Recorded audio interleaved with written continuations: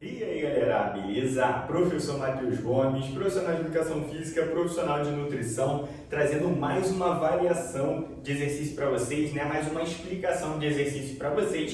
Dessa vez uma variação de exercício que vai trabalhar o músculo do trapézio, tá? Mas também tem uma ação aqui tanto nos ombros, no deltoide, quanto nos romboides, que faz parte das costas, tá? Qual é a variação de exercício que eu vou estar demonstrando para vocês hoje? A ideia seria a gente estar fazendo uma remada alta utilizando o kettlebell, tá?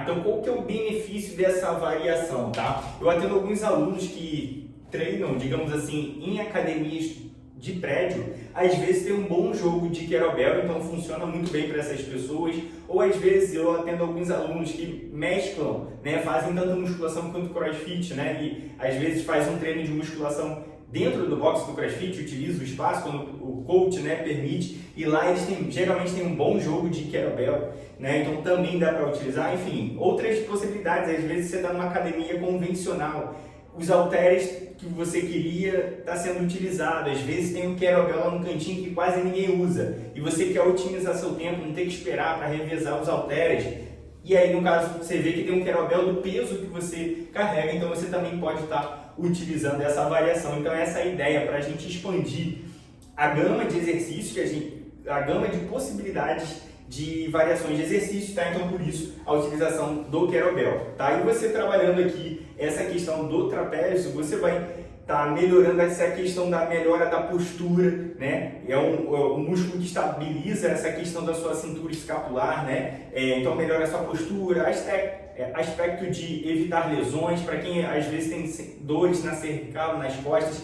esse tipo de exercício também pode te ajudar, enfim, inúmeros benefícios, tá? Então qual que é a ideia desse vídeo? Eu estou te explicando ali o passo a passo de como você se posicionar, qual é a amplitude de movimento, qual que é a velocidade de movimento, enfim, vou estar trazendo todo o passo a passo ali para você. Se você quer aprender mais sobre essa variação de exercício, acompanhe esse vídeo até o final aí, que eu prometo estar agregando valores aí nos seus treinos, beleza? Então, bora lá pro vídeo. Então, vamos lá pro vídeo, galera. Ó, a primeira coisa que a gente precisa, antes mesmo de pegar o peso, é a gente saber posicionar nosso corpo, criar uma base sólida para você não se machucar com o peso, tá? Qual que é a base, né? O ideal seria você pisar com os dois pés na mesma linha dos seus ombros. Então, traçando uma linha imaginária aqui dos meus ombros, eu vou posicionar meus pés. Ou seja, não vou posicionar nem os pés juntos fazendo e nem os pés separados. Isso para ajudar na estabilização do seu corpo, tá? O joelho também é recomendado a gente flexionar um pouquinho o joelho, dobrar um pouquinho o joelho, para também te ajudar nesse quesito. Então, você flexionando um pouquinho o joelho ajuda na estabilidade do corpo.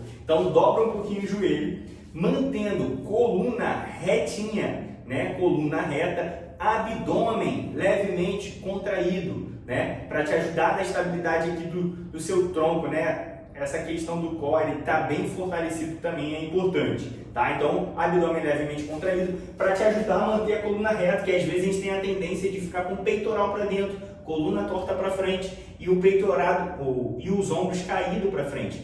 O ideal, o recomendado é coluna reta, peitoral estufado e os ombros um pouquinho para trás, tá? Então, o peitoral estufado aqui vai te ajudar muito para não sobrecarregar aqui essa questão da sua lombar, ou às vezes até balanceia. Às vezes a pessoa faz aqui balanceio aqui, isso pode machucar sua coluna e perde a ênfase na musculatura alvo também, tá? Então cuidado aí de manter coluna reta, abdômen contraído, peitoral estufado. E de preferência o olhar sempre na linha do horizonte para manter sua cervical alinhada, tá? Ainda mais que a gente vai estar trabalhando o músculo trapézio, que é nessa região, digamos assim, do pescoço que ele enfatiza legal, beleza? Então a postura base seria basicamente essa, beleza? Então eu falei dos pés à cabeça, como você se posicionar.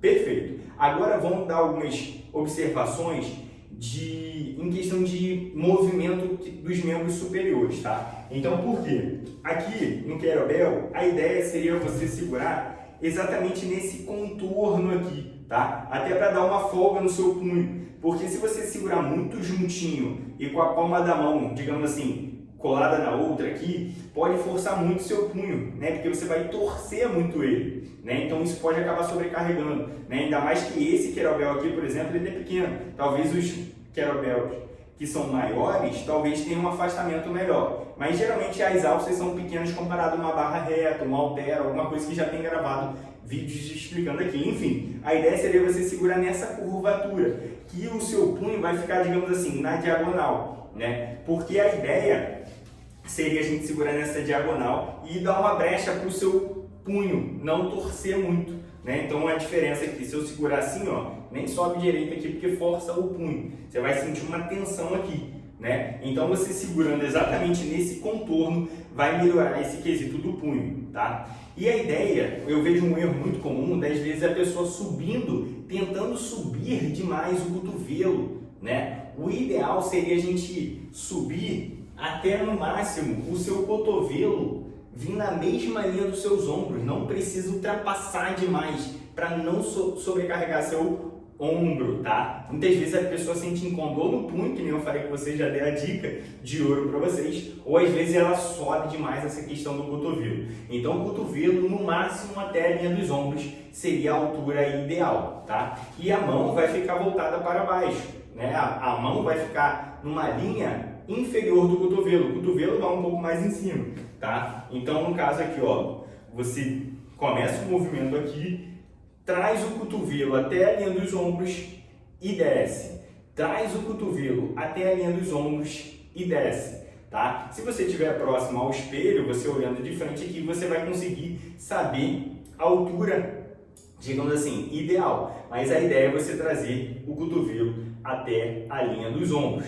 E você faz, na hora de descer, você deixa o seu ombro alongar a musculatura. Então você faz uma leve, digamos assim, depressão dos ombros aqui. Você desce um pouco ele para alongar toda a musculatura e depois você sobe o máximo que você vai perceber um encurtamento aqui, né? Que a ideia é fazer um alongamento e uma contração da musculatura para ter um bom trabalho muscular, uma boa amplitude de trabalho muscular e um bom trabalho muscular. Então você desce, você solta, porque às vezes a pessoa às vezes faz muito curtinho, digamos assim, o movimento, né? Limita o movimento, mas a ideia é você deixar alongar bem a musculatura e subir o cotovelo até a linha dos ombros, pressionando bem essa questão. Acabou que eu já falei com vocês de amplitude, né? De movimento, até onde você desce com peso, foi o que eu comentei, de você descer o máximo que os ombros e depois você subir o cotovelo até a linha dos ombros. Isso já falando para vocês da amplitude de movimento. E Matheus, qual que é a velocidade de movimento? Eu faço correndo o exercício ou eu faço muito devagar o exercício? Geralmente as pessoas têm essa dúvida. Geralmente o que a literatura recomenda? De 2 a 3 segundos é um tempo bom de contração. Então trazendo aqui na prática 1, 2, né? E a fase excêntrica é sempre um pouquinho mais lenta, um pouquinho mais devagar, para você sentir a musculatura e evitar o que às vezes a pessoa faz, despenca com peso, né? Então você vê, eu despencando com peso, você vê o que força. Além de você forçar o seu cotovelo, a sua coluna também pode te machucar, né? Então fazer uma descida devagar, além de você controlar melhor o movimento, ter um melhor trabalho muscular, você evita lesões, você evita essa queda dos pesos, evitando poder estar te machucando. Então uma descida de 3 a 4 segundos aproximadamente. Claro, existem variações e variações. Tem outros métodos que você pode fazer um movimento mais explosivo para algum objetivo específico. Ok, ou às vezes fazer mais lento para algum objetivo específico. O treinamento é sempre individualizado, aquilo que eu comento com vocês, né? Mas pensando no quesito de fortalecimento, a ideia é de 2 a 3 segundos na fase concêntrica e a fase excêntrica de uns 3 segundos. Então, 1, 2, 1, 2, 3, 1, 2, 1, 2, 3, 1, 2, 1, 2, 3. Então, fazendo mais ou menos essa cadência, tá? Em questão de repetições, séries, descanso, isso é realmente interessante, você está consultando um personal, né? Um profissional de educação física para saber o que é o ideal para você naquele momento. Não dá para, digamos assim, generalizar aqui para vocês. Beleza? Ó, então, mais uma explicação de exercício para vocês. Se vocês curtiram, deixa aquele like, compartilha com seu amigo, com sua amiga para ajudar os seus amigos também a estar crescendo no meio fitness, tá? Se ficou alguma dúvida, deixa nos comentários. Para acompanhar todos os conteúdos, todos os vídeos que eu venho gravando para vocês, se inscreva no canal. Se quiser sempre ser notificado pelo YouTube quando eu lançar um vídeo novo, marque o sininho ali que eles te notificam. Perfeito? Então, professor Matheus Gomes, te aguardo no próximo vídeo. Fui!